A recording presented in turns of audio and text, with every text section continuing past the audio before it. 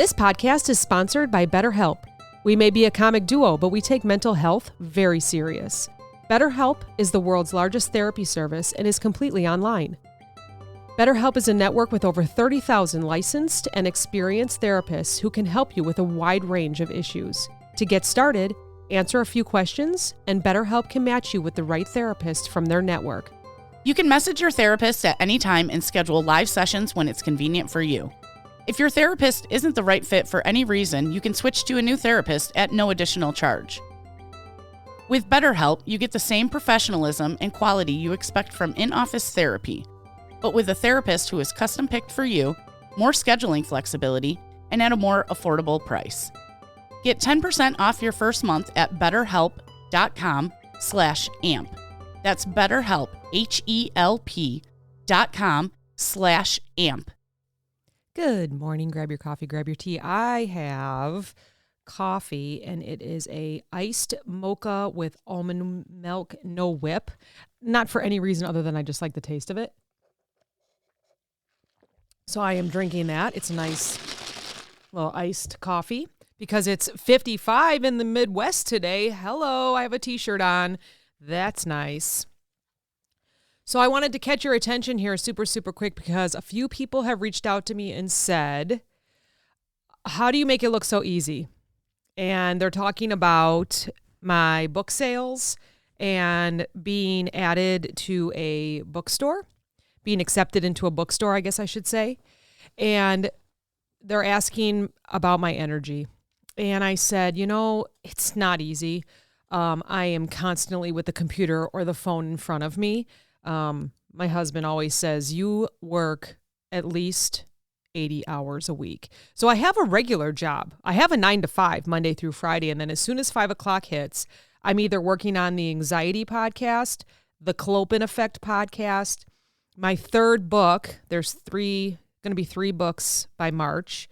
Working on the trademarks and copyrights of all of what was mentioned.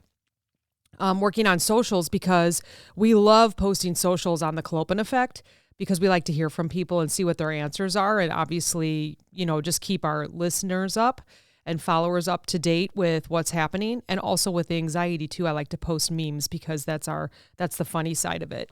Some of these that I speak on are a little more serious, but the anxiety Facebook and Instagram is it's more for fun to just kind of give you a break from everyday stress and hopefully laugh a little bit. So hopefully we're doing that for you. But what I want to chat about really quick is working on promoting what you're doing after the work is done.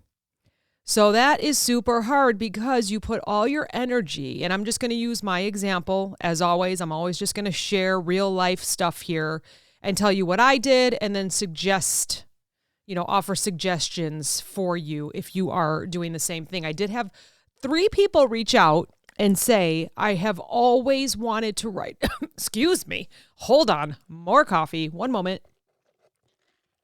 Okay, now we're good. I had 3 people reach out to me so far and say, I've always wanted to write a book. I have the idea. I have some of it written down. Will you help me? And of course I said yes. I said, I'm not perfect.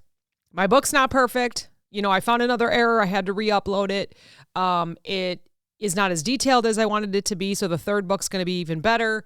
Some of the margins might be a little bit off, but I will be happy to help you set up your book and share with you everything that I know so far. And every day I feel like I'm learning. And I think that's fantastic. And then they also said, how are you promoting it? Because promoting after all the work is done is hard, I think. So what you do is you do all the work, you write your books, you put them out there, and then you go, whew, all right, now I'm going to take a week off. But you can't. You have to promote what's out there. You have to promote your work. So you're exhausted from writing the book or from starting the new business or, whether it's online or brick and mortar or whatever you're doing. And then you got to promote it. It's almost like, no idea if this is a super great example. It's almost like cleaning your entire house, looking around going, wow, it looks beautiful.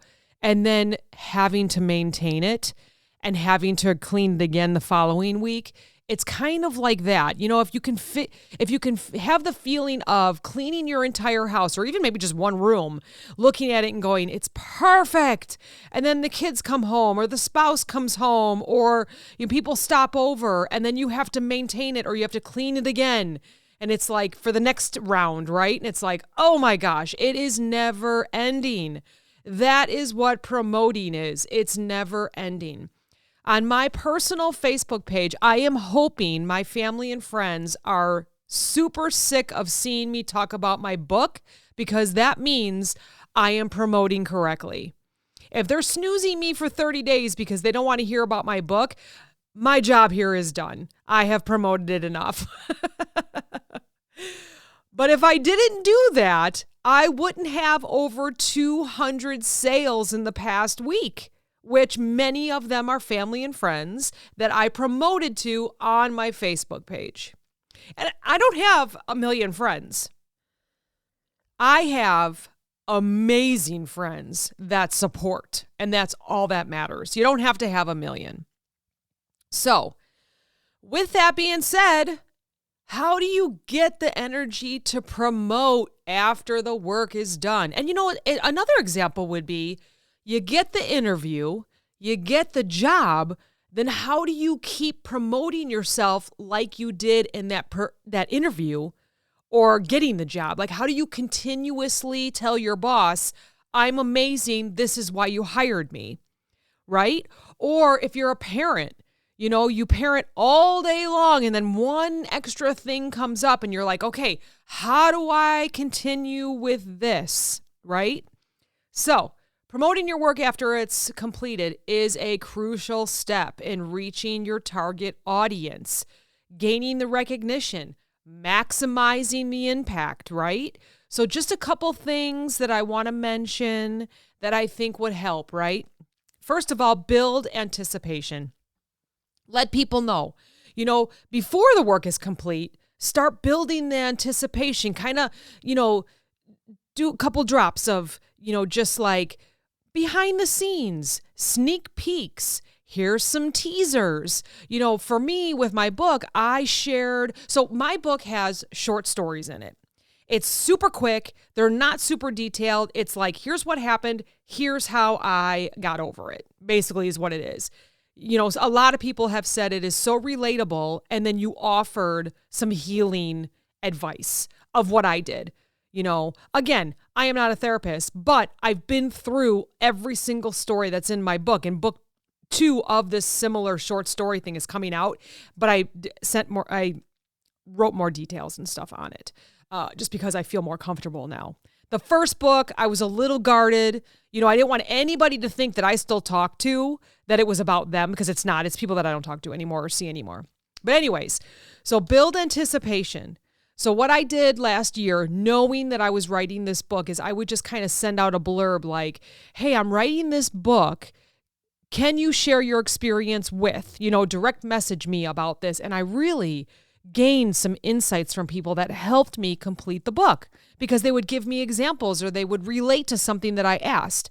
And then I genuinely generated excitement because I was excited. So I wanted to generate excitement from my friends and family, right? So I just kind of shared where maybe it would show a little bit of interest, where people would write back, whoa, can't wait to read it.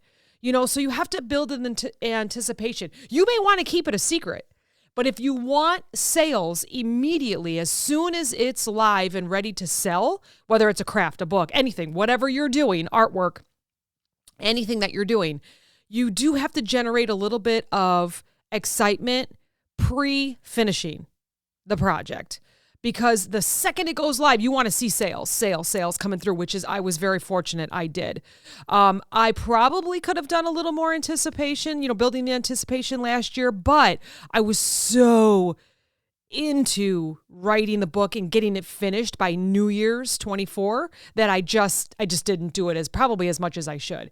Now I'm promoting it a lot, and then the aunts and the family members and the sister-in-laws are all supporting it because they knew it was coming. Now it's here. Now let's do it. So it's really exciting.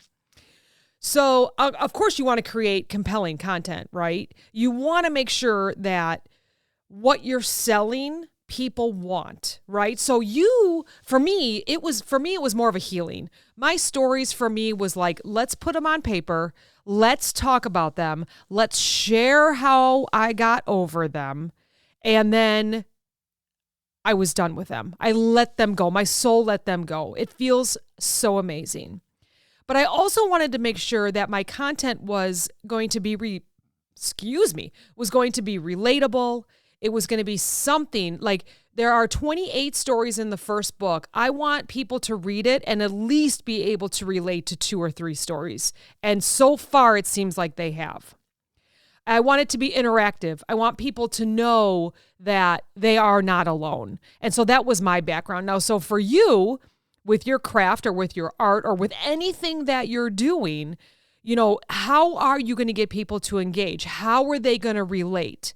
You're selling to people something that you came up with in your mind and in your soul, and you used your whole body and your brain and everything to build it.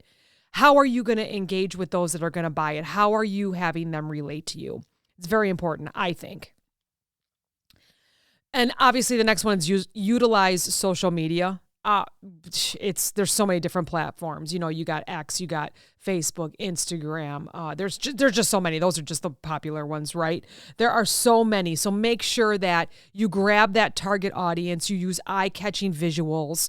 You use compelling captions. Make sure that you got the hashtags. Consider running maybe some small ads if you can. Maybe you could do some sponsored posts to reach a wider audience of those that will be engaging and interested in what you're selling. So just a thought there. Obviously, you will get back what you put in, right? Or you will get back what you put out when it comes to ads. So make sure that if you do decide to run some ads or some sponsored posts, that it really is engaging those that would be interested. I made the mistake on one. I spent almost $1,000 on a ad that I thought would bring in the right people, and it didn't. It brought in a bunch of robots from Facebook. I was so mad at Facebook. It brought on a bunch of robots, a bunch of sales, and I didn't make it specific enough. So definitely learned my lesson last year. It was $1,000. I could have just thrown it out the window and given it to my neighbors because that would have been better. And then with that, you have to engage with the audience. So what we do on the Clopen Effect is we'll ask a question and, I'll leave it for an hour, especially if it's during the workday, right? Because I don't do anything during the workday. I have my workday and then I have my podcast nights and weekends. So I'll post a question, and at the end of my workday, then I go back and I answer every single person. Like, we've asked things like, what are you putting on your burger? Or what's the first thing you do when you get home from work? Or what's the one thing that could really make your day? So we engage that way. On the anxiety one, it's a little bit different. So the book's a little more serious, even though there is some funny content in there. The audience on anxiety on the podcast, on Facebook or Instagram, they just want fun. They want funny. They want short stuff, pictures. They don't look at too many videos. So that's our audience. So we have to engage with our audience the way that has been kind of brought to us, right? So, some people send messages or they comment or, anything like that on our memes, like the funny quotes that we make, which actually is our second Anxiety Makes Me Poop book. It's all the quotes from there that really had a lot of hits, a lot of likes and stuff. So yeah, engage with your audience. Make sure you know your audience. There are some great tools on the social media that can show you different graphs and stuff. So when to post. I know Cass works on our TikTok accounts, and she's learned that no one is really on TikTok for our pages before 8 p.m. So anything she does, she posts after 8 p.m. and that's when we get our, at TikTok, it's still building for us, where Facebook's a little busier, but she's learning to look at all that kind of stuff, like all the stats and all the, graphs and all the, all that kind of stuff. So that one's going to be building up here real soon, especially in 2024. Really excited to see what she does there. You can collaborate with influencers. Now, for us with the podcasts, who we collaborate with is guests. Small business owners, those, that would be for the Clopen Effect. Small business owners have come to our studio, our basement studio, we call it, and we interview them and we promote their business.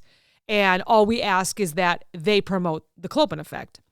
With anxiety, we have guests on to talk about relatable stories that our listeners will, listen in, know that they're not alone. And then we offer, we were sponsored by BetterHelp to offer any kind of help that someone's needed that's listening that might be relatable and struggling. So 2 completely different podcasts.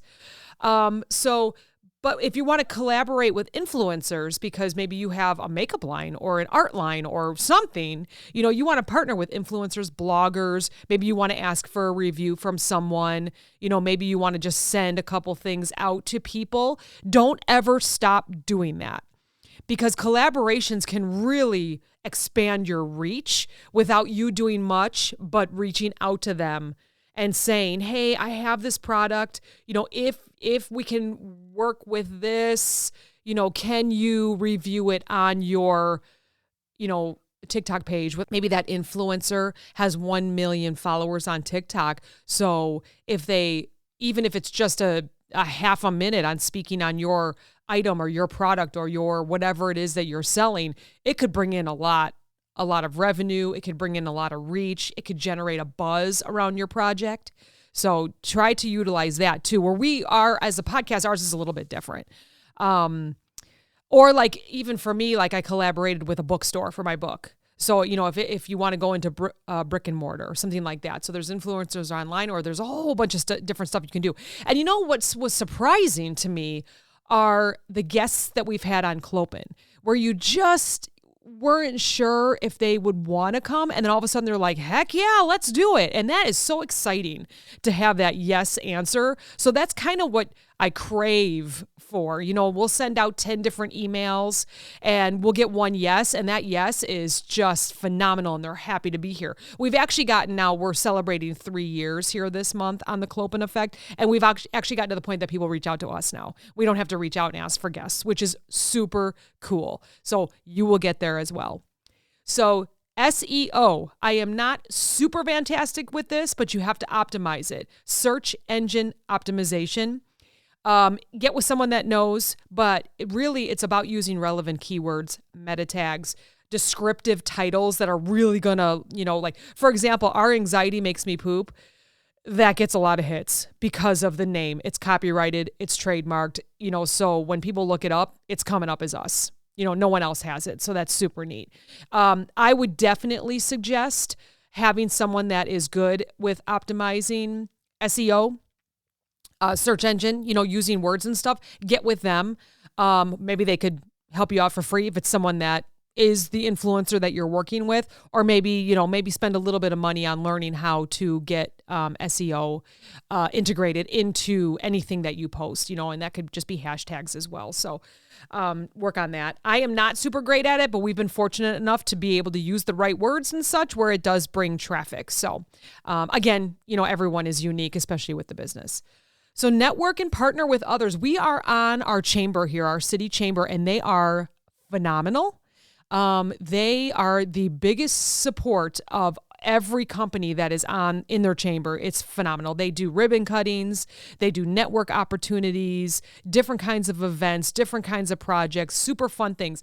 Now, a lot of their things are Monday through Friday during the week when Cass and I are working, so we really haven't been able to be involved in it. But you know what? They will comment on a post of ours, let us know that they're there. They'll share a post of ours.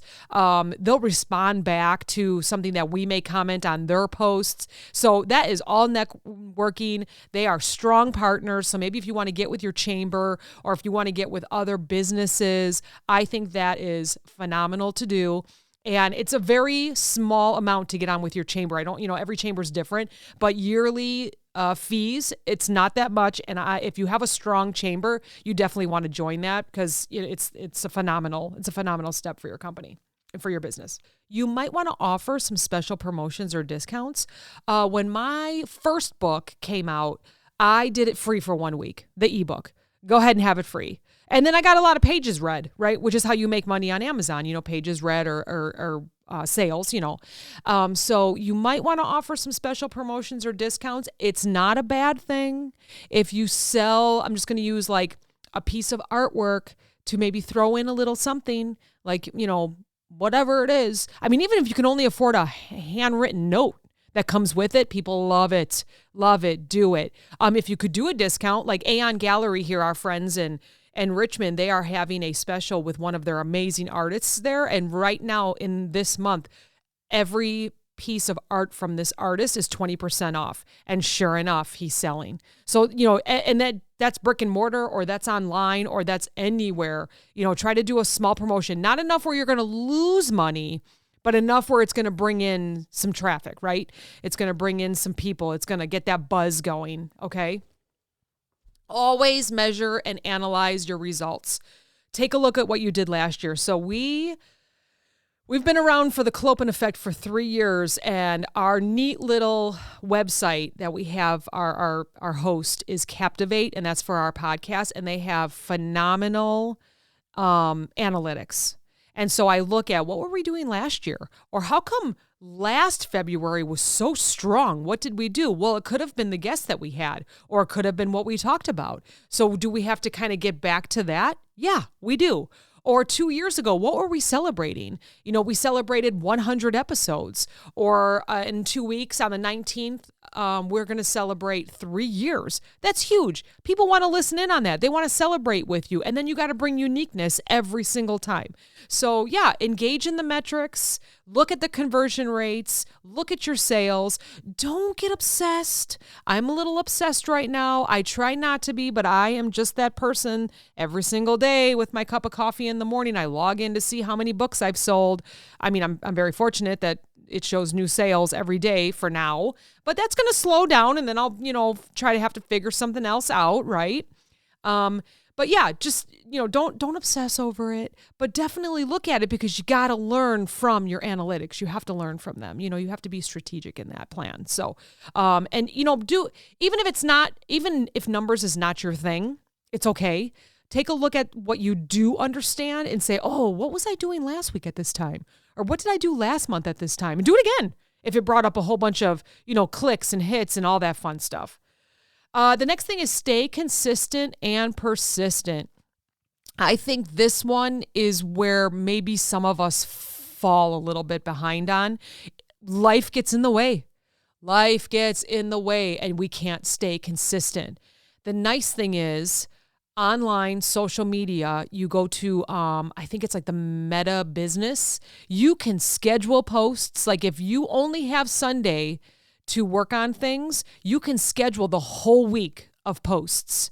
You can also schedule them on Instagram. So that way you look online to stay consistent, but you may be doing something else Monday through Friday, right? So that's what I have to do on Sundays. If I want to post anything during the day, I have to schedule it.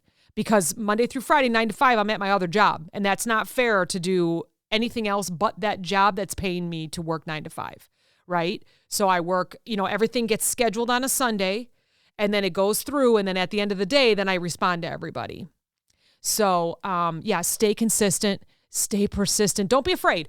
So when we first started 3 years ago on the Clopen, I was kind of afraid to post 3 times a day. I'm like, oh, that's going to be too much. People are going to snooze us. Who cares?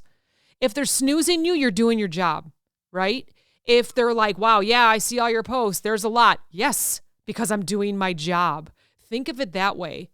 We are in a world of self-promoting. Promote yourself.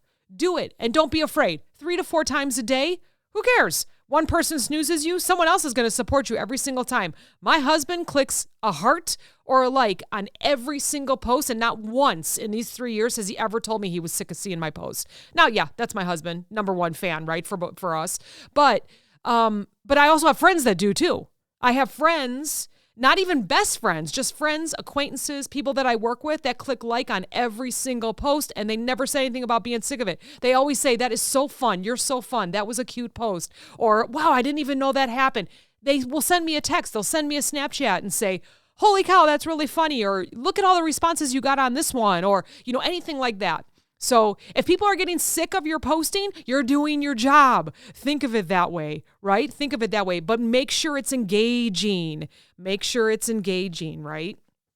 So implement some of these strategies, implement these approaches, and you can effectively promote after your work is completed.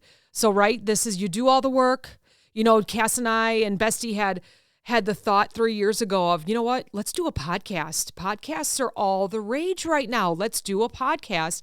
And then we built on it. And then the first episode came through and it wasn't perfect, but then like the second one, third, and now it's like, we just know every single week, almost every single week we get together. We either have a guest or we have something to talk about because we know we have to stay consistent. We have to stay persistent. And then I'll share what we're going to be talking about, or I'll ask some questions to our followers so that we can talk about it on the podcast. And then with anxiety, I come down here, I get an idea and I think, you know what? I just went through that. I'm going to share it with you. And that's why we're here right now. I'm sharing it with you because, yesterday I was exhausted and I thought, oh, I don't feel like posting. I don't feel like talking. And then I went online and I sold 9 books yesterday. And I thought, well, I'm doing something right. So let's keep going. And it just drives you to keep going.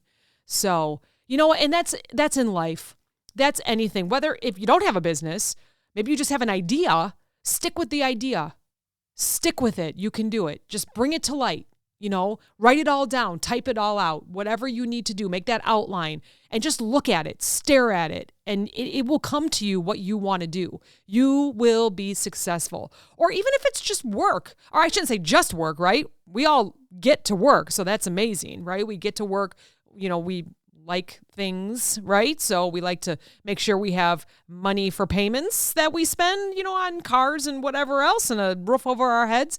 So if it's work, wake up in the morning and think, I'm going to do it today. I'm going to do it. Don't wake up and be like, ugh, another day. Here we go. No, stay consistent and persistent in your mind that you are going to be the best that you can be today. Just do it. Just do it. All right. Did I yell at you enough? I'm so loud sometimes. Sorry about my voice. It is definitely not a radio host voice, but I don't care because y'all still listen. No numbers have dropped on Anxiety Makes Me Poop, so I appreciate you. Anyways, thank you for listening. You can do it. Let's all be successful in 2024. Let's just frickin' do it. We got this. Do the work after the work. Thanks for listening. Talk to you next time.